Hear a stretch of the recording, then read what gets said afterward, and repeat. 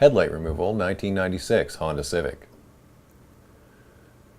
Tools required for this job will be a 10mm. We also used a flathead screwdriver for electrical connectors. You'll also need the tools to remove the front bumper skin. Start by removing the front bumper skin. This is detailed in another video.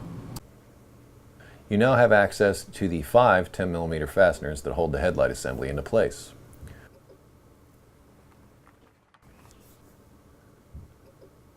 Remove those fasteners.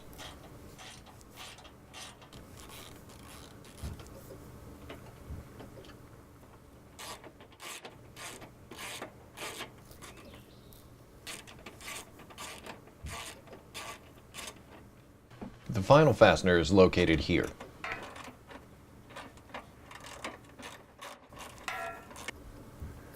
With the fasteners removed, you can pull the headlight assembly forward to disconnect the electrical connections.